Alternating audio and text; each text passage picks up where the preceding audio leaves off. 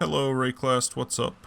Being as my internet is really bad, I decided not to deal with the hassle of streaming this league, so sorry to the few of those of you who tune in on Twitch. But in lieu of streaming, I'm going to upload some quick progress videos from time to time discussing how builds are going on the way up to releasing actual guides for them. I decided to start this league by resurrecting my old Explosive Trapper build and this time pushing it instead of leaving it as a super budget build, and it's going super good. It's been one of my best league starts so far, I think. I got through the campaign on the first day despite all the massive server issues and stuff that were happening, so I was about 2.5 hours ahead of what I would normally be when you account for the server times. So it's been really smooth, progressing through maps nicely here. This is my first Cirrus kill of the league you're seeing here, Cirrus at Awakening 5. Just got to that. I somehow didn't realize until the end of this fight that I had left in increased AoE instead of swapping in concentrated effect, so my damage was like half of what it should have been here. Things are progressing nicely now. After this fight, we'll just show you a little bit of clear footage, and then we'll hop into my hideout and discuss what is going on with the build so far.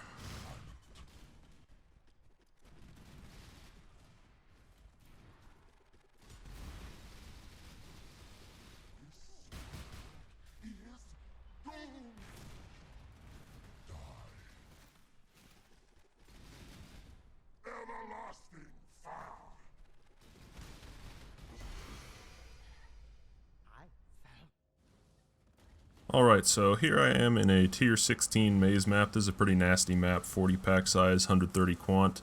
This is what the new Harbingers in Valdo's Rest can look like. It always gives you the guaranteed Harbinger just as previously, but now it's been super nerfed on the next node. Instead of giving you that massive Harbinger pack all the time, it just gives a 30% chance for the Harbinger to be replaced by this King Harbinger guy, which is not nearly as good as the big pack previously was, and it only happens 30% of the time, but it's still pretty cool. As you can see, the build covers AoE pretty nicely and freezes stuff with hatred and whatnot, so everything's shattering. Now we'll move over and just look at a quick Ultimatum encounter. This encounter is in the same map. This build has been doing super nice for ultimatums overall. I generally avoid the ones for standing in the stone circle just because we're not a tanky build, so standing still for very long gets us killed. But you can see even in small spaces here we can run around, and we've got really good sustain through Tinkerskin and some jewels.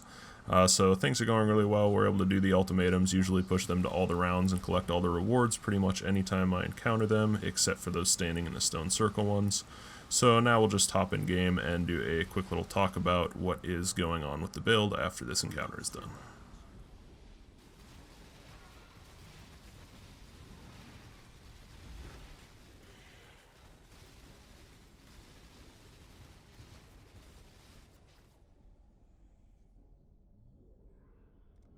Choking vapors seek the living.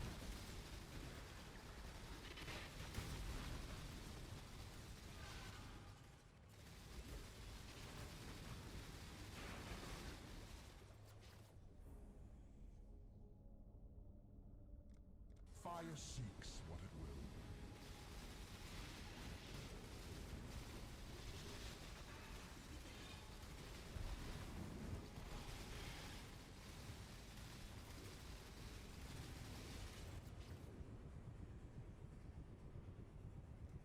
Ruin seeks.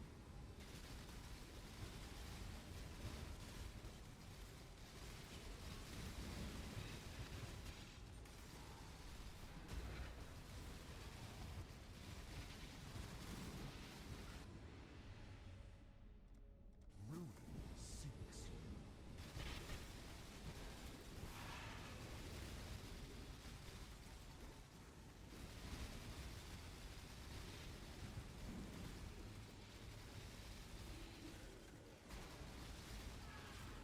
You win.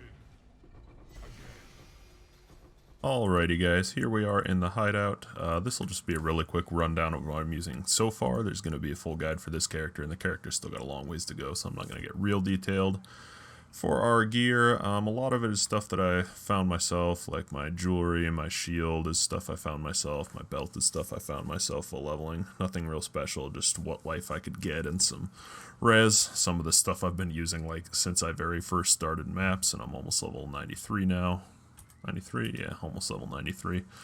Got got a long ways to go. I need to pick up life on a lot of pieces, better life to get my pool up. The belt could have a little bit better life, not much. Better life on all the jewelry. Shield doesn't actually have any life, which is really bad, but haven't felt like spending money on a shield yet.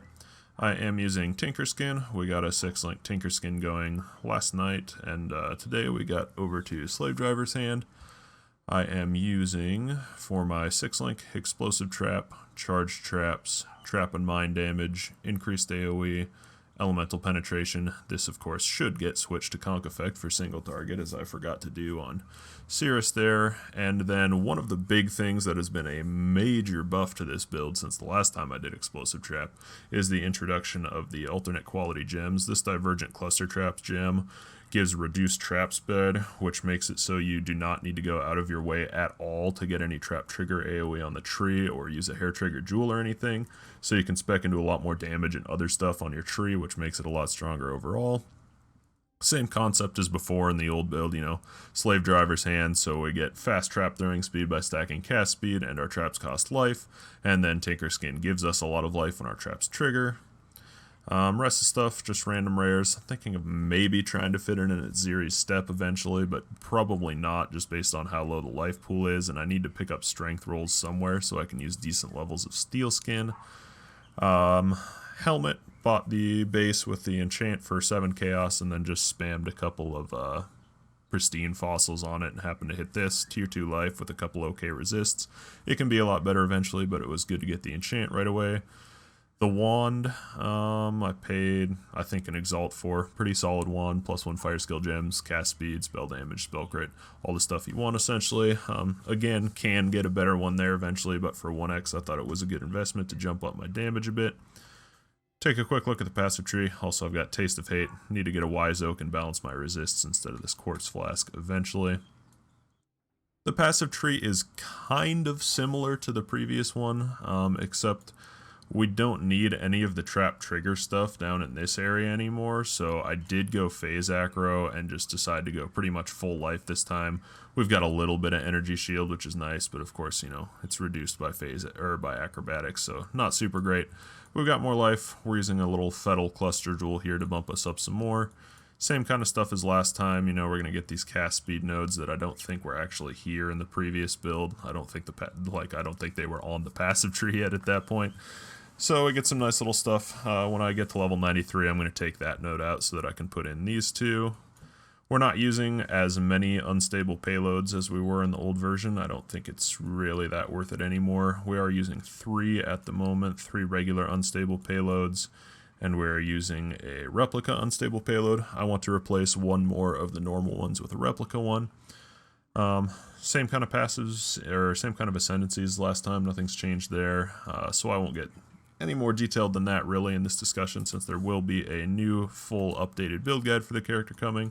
But that's where I am at day 3. Cirrus down, going to start working on, you know, leveling up Awakening more and taking down more higher levels of Cirrus and upgrading my gear as I go. So I will come back to y'all with a progress update in a few days probably, or a full build guide if it is ready at that point. So thanks for watching, and I'll see you later. Make sure to subscribe if you want to see when the new stuff comes out.